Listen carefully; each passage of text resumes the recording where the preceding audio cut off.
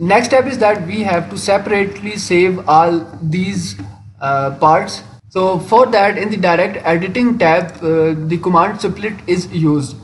So to use split command, we must have to save this part in our hard drive.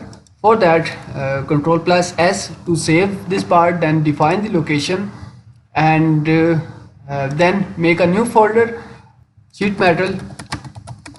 So in the sheet metal, name this part as a main part and then save.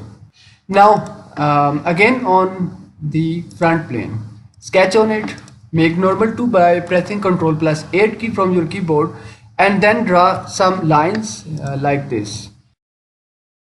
Now press and hold Ctrl key from your keyboard and select this line and this line. Make their relation collinear. Same for both these lines. Now go to direct editing tab. If you do not have this direct editing tab in your SolidWorks, then right click somewhere here like features, and then from here select direct editing. So now in the direct editing, select split command. Sketch has been selected automatically, and then select cut part. So these are total 4 bodies which have been generated automatically.